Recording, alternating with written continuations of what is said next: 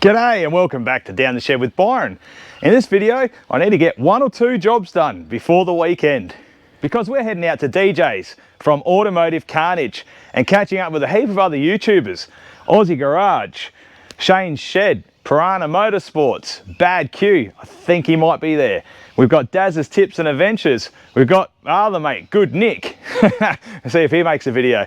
Anyway, and a heap of other mates. So we're taking a few nugget cars out there and having a race around DJ's homemade racetrack, where I'm hoping to teach my younger fella, the big little fella, how to drive a manual. So DJ's got a Hyundai Excel out there that we're going to teach the kids to drive in, and the big fella is not allowed to drive it. But that's purely a manual car for the young kids to learn how to drive out in the farm. We've got some milestones we're going to be hopefully achieving. Aussie Garage, they should be almost 10,000 subscribers by the time we get out there. We've got Piranha Motorsports, we're trying to get him to 1,000 subscribers, which would be awesome. I think he's about 50 away at the moment. We've got Daz's Tips and Adventures, we just want to try and boost him up a bit. And then we've got DJ and I and Shane's Shed. Shane's Shed's almost at 4,000 subscribers. I think he's about a couple of hundred off. And then we've got Bad Q, he's almost 6,000 subscribers, so it should be a good weekend, including DJ's birthday. All right, mate, so we've got to take a couple of boxes out there to have a cool drink. Anyway, it should be a good weekend, but one of my priorities first is I've got to get my GQ Patrol sorted. It has the death wobbles at about 85, and most of the time on that thing, it's the Panhard rod bush has let go on the chassis, or maybe on the diff, but I'll have a look. And I've already ordered the kit, got 2 new bushes, so we'll put them in today. The VT Commodore, I'm just going to double check the transmission oil level and move that out the way. I've also got my wife's car I need a service. I've got the car trailer I need to sort out. We just need to double check wheel bearings. Either I'll pull them off quickly, repack them, or just nip them up a bit and double check the brakes on that thing. And then we need to do a quick trip down to Rockingham and catch up with from Piece of Scrap Towing. They've sourced us a old AU Falcon for the big fella and his mate to cruise around in. So they will be sorted for the day, and I do not want to touch that car. I just want to chill and let those 2 boys run amok. But I'll jump in and make a bit of a video with those guys. So let's get stuck into just double checking the transmission oil on this thing, and then we'll bring the GQ down to the shed.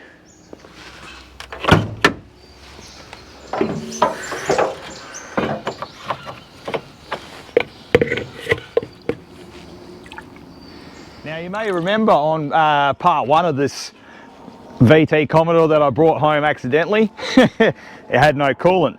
Now I've just filled it up with water with the coolant bucket. There is a bleed nipple on top of the thermostat housing.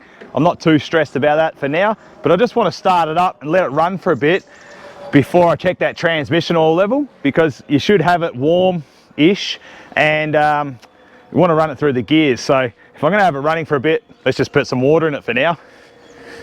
It doesn't look too fresh, does it? Righto, let's start it up, see if it runs. Oh, mint. Oh, you know what I didn't do? Bloody rookie. I should have checked the engine oil first. Ah, should be right. Oh, look at that bubbling now.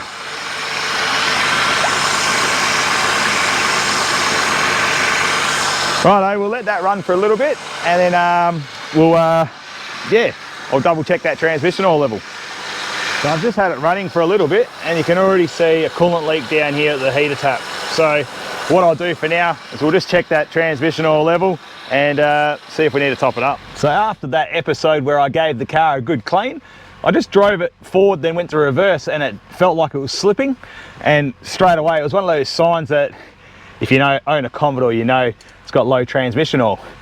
Now, could that have something to do with the radiator, oil coolers leaking, or the transmission pan, etc.? But we'll look at that later. So for now, I'll just put it in reverse. Selects reverse nicely. Feels like, oh, actually, that was a little bit of, didn't know what gear it was in then. Neutral, drive, third, second, first. Back up into neutral, put it in reverse. It's taking a little bit to get into it. All right, we'll go back to park and we'll double check that oil level now. Leaving it running. So most transmissions, you need to be checking when it's warm or when it's running, because you've got oil in the torque converter, and then when you shut it down, all that oil settles down and relocates until you get it running again. Then it gives you your true reading. Put that back in. And we've got the tiniest dot on the end there. See if you can see that. All right, we'll bang a litre or so into that and see how we go. So my luck, I've only got a litre of transmission oil to top it up with anyway. I've gone through the gears again. It's actually selecting reverse now nicely, but it's still not right up to the low mark on cold yet. So I'm gonna have to run down and get some oil. But have a look over here. What do you think's happening with the cooling system here? Do you reckon we've got some oil in there? All right, well, that's enough to move it anyway. I'll just, and whenever you're working with cooling systems, if in doubt, just let it cool down. Because one of my mates, XA Coupe guy, he unfortunately burnt himself relatively bad, but I think it was because a hose burst. Full story, I presume he'd let me know in the comments, won't you, mate? Yeah, it was from some of his photos, looks very painful getting burnt with hot coolant. Even getting burnt with hot oil would not be a nice day. So just take caution when you're doing all this kind of stuff. But anyway, let's move this out of the way. Well, what I thought, while I've trying to service the wife's car, I can do the patrol at the same time. I thought I'd just explain this sucker thingamajig I brought from good old Repco. Now, my dad was asking, he wanted to see how well it worked, and I said, all right, I'll give it a go. So I had a shot at it ages ago, and it works really well. Basically, fit whatever tube you can down the dipstick tube till it hits the bottom. Now, I know this car takes roughly 6-ish litres, 6 and a bit maybe, I'll have to double check again. But you pump this up 15 times.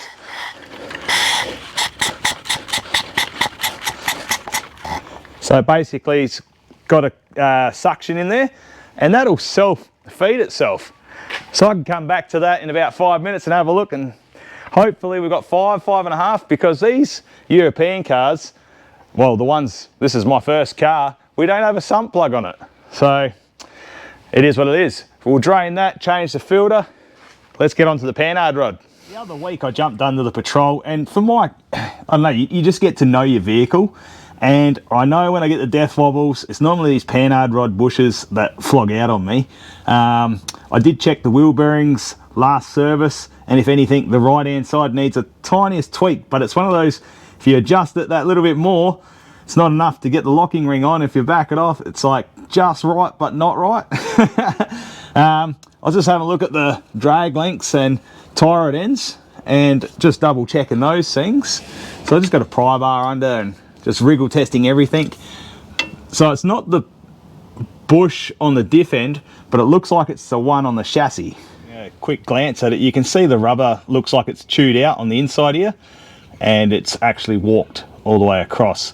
So if I get a pry bar in there, it'll probably move back, and that'll be probably my problem for my death wobbles at 85. But I'll pull that out and we'll have a look.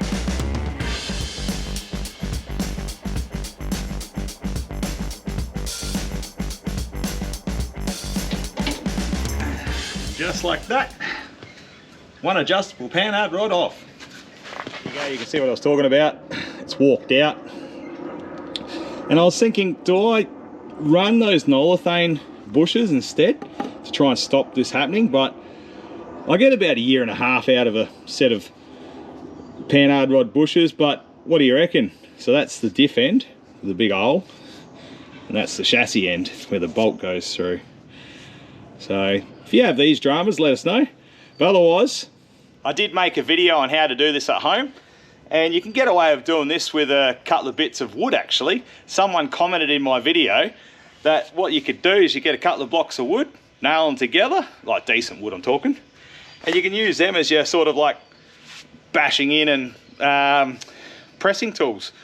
But I've got a couple of sockets, we'll knock that out and knock that one out and put the new ones in. What's funny is I've got a press that actually works now, but I want to show you how you can do it at home.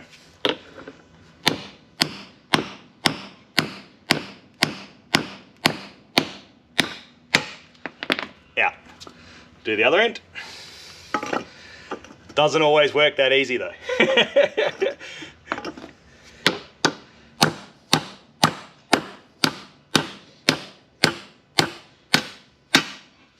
Done. Right, put the new ones in. Oh, I'll give them a clean up first. Finished cleaning up the Panhard rod just to put those new bushes in, and the sucker thingamajig 2000 has finished its cycle. So it's evac'd that engine oil out nicely. What have we got? There's a reading here somewhere. I'll have a look. But what I'll do now is I'll pump it a few more times, wiggle it around, and if anything, I can jack up the other side of the vehicle, or the front of it, and try and make that oil run down to that filler tube so you can get the very last bit. And that's it. That's it. Your oil's out. Don't even have to jack up the car. Now back into the Panhard rod. Got a bit of dishwashing fluid. I'm going to lather the bush with that, and it helps with obviously assembly, but dishwashing fluid is a great lubricant for rubbers because it actually dries out. It doesn't stay as like a greasy sort of stuff, and then the rubber actually, it doesn't affect the rubber either. So I'm going to do that. I'm going to use my press to throw them in, and then we'll get it back into the Patrol. There we go. Nice new bushes installed. They should be fine now. I reckon that would have been our main culprit, but I will just double check bearings once I've got it all back together, and if they do need adjusting, I'll nip them up a little bit. But I'm thinking I might order some new tie rod ends anyway for down the track when I get stuck into this Patrol and sort it out. All right, I've got it attached on the diff end. Let's see if it lines up. I haven't moved the car at all. Come on, come on, come on, come on. Let me know when to stop. Are we close enough? Did we line up? Ugh. Bugger, out by a little bit. It's not much though. There we go. Woo! All right, that's done. Sweet. One job off the list. Put the oil in that before I forget. Hold up. Better check these wheel bearings. So,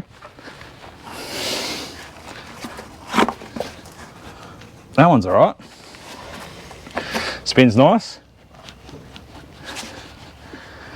That's probably a bit of movement in the steering box there somewhere. Otherwise, I'm happy with that side. All right.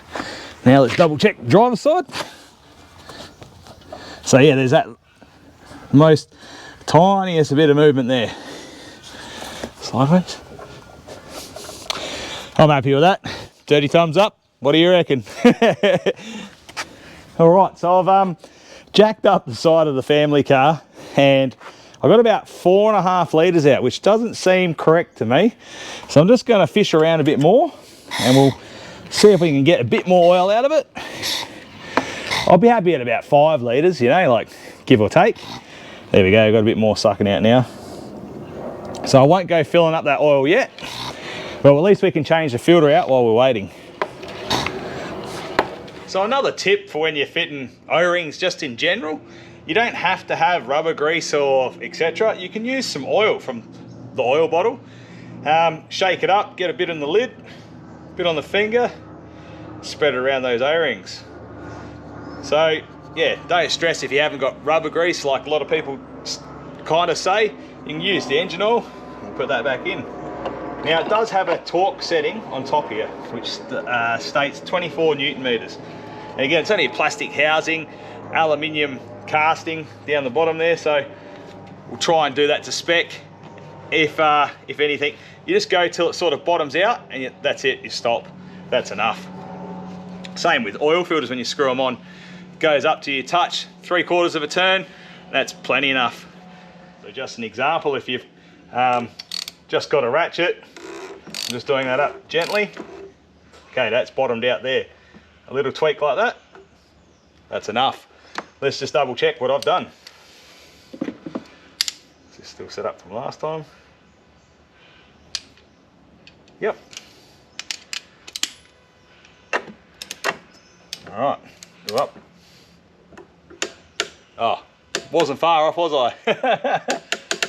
But yeah, just another little tip. So I've gone 1 or 2 more pumps and we are just under the 5 litre mark. Righto, I'll lower it back down and we'll put some oil in it. Righto, we're there. Let's try that again. Make sure it's all good. Yep, full, maximum. Another job done. Woo boy.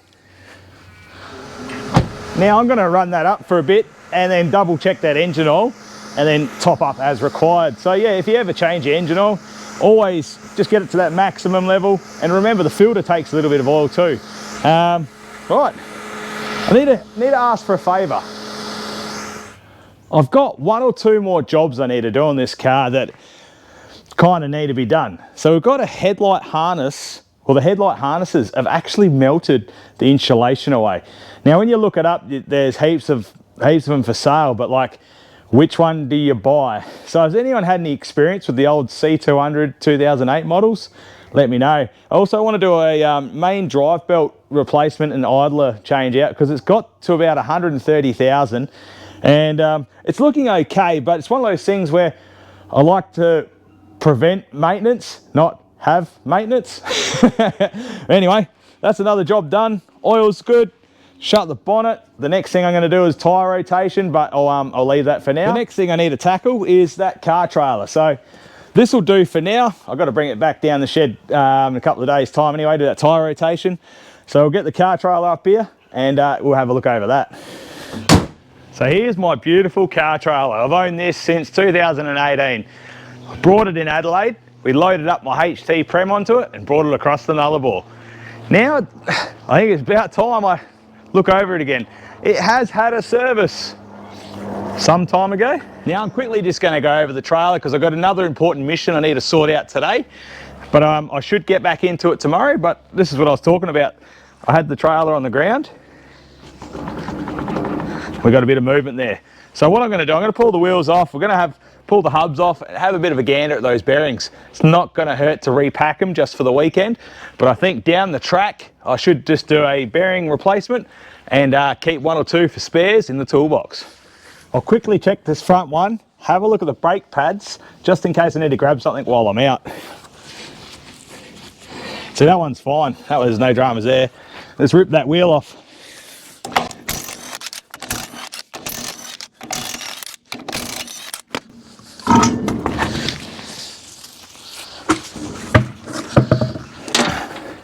All right, now there's brake material there, but there's not a hell of a lot.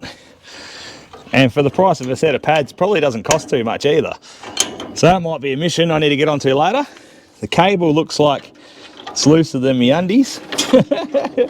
Right, so we've got a little bit of work to do on this old girl. Righto. I'll get some parts and we'll try and sort that out tomorrow. Morning, and we're back into the next day. Righto, haven't picked up the parts for the car trailer yet. We're going to do that this morning, but we are going to pick up the famous AU. Now this has got like 2.1 or 2.3 million views on this AU for the rear quarter panel. I'll show you when we get there. The famous AU Falcon. Woo boy. Let's load her up. Tie her down, get it home. Nice work, brother. Woo. Tilt forward there, mate.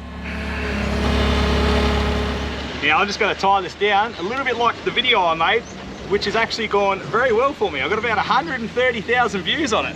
I'll put the link up in the description as well of how I do this, but it's so simple how it works. Just like that, I've wrapped it up, put the strap through,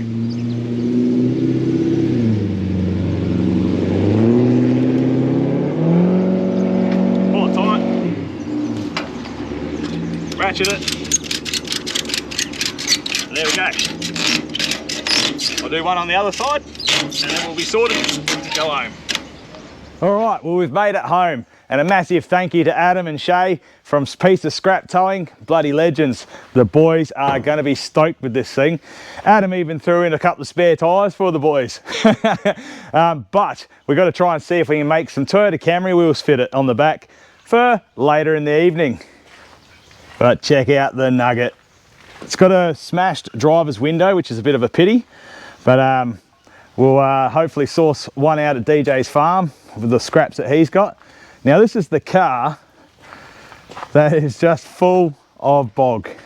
That is literally like a surfboard. Oh, it is heavy too. Wow. Well, no, it won't stay, but you get the point. Oh, bloody hell. Anyway, that's not going to matter. I'm pretty sure that rear bumper bar will eventually come off. It is a Nugget, but that's okay. That's what it's for. And we want, basically the main idea is for the boys to go out and have a bit of fun. If they kill it, they kill it, but also learning a bit of driving and defensive driving as well, because we don't just let them go out there and just carve up straight away. We go for a run with them. DJ shows them the ropes and tells them, if you be stupid, you will never be able to do this again. So, you know, there's little sections where they can give it shit and other sections where they just got to take it easy. So we are responsible-ish, but getting kids out on a farm, having a bit of fun in an old Falcon.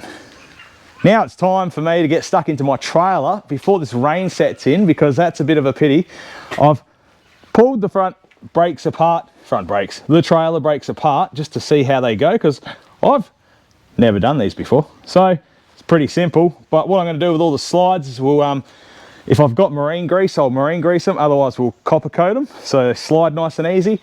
Slap the new pads in and I'll adjust that cable up.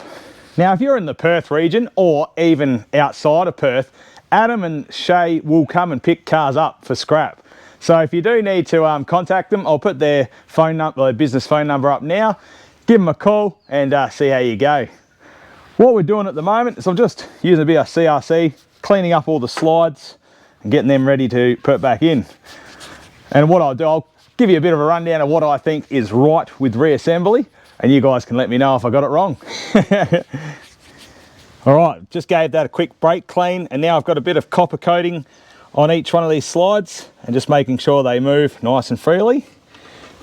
There we go, that one's moving nicely. And what I found is I had to remove the caliper before I could actually take the brake pad out. So we'll do that now with a brand newie. So the old ones, they weren't bad. Maybe an adjustment and they would have been okay. Let's have a look.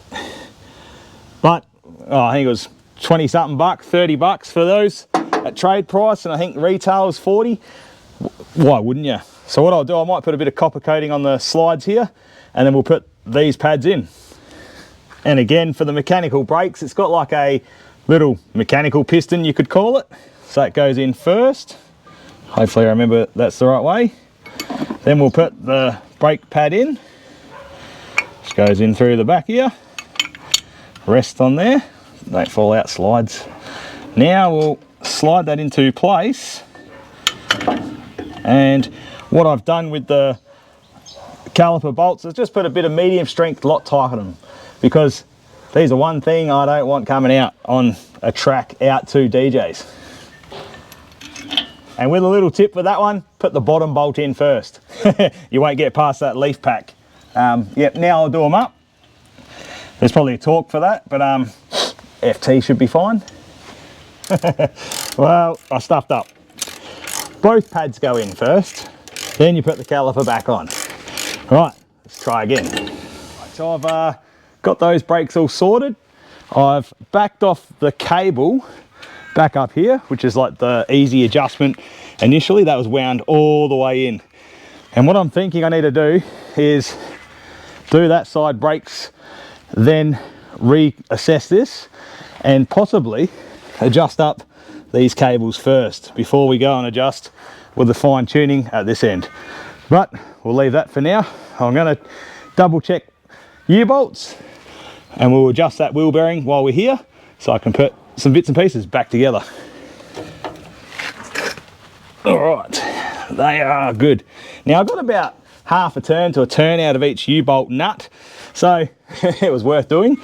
Now let's check out this wheel bearing adjustment. Grease looks healthy enough. I'll put a rag under there just in case I drop something.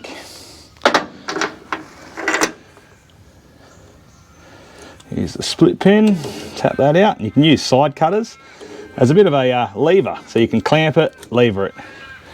Okay, that's that out. Where's my adjustable? And we'll just go till it sort of stops.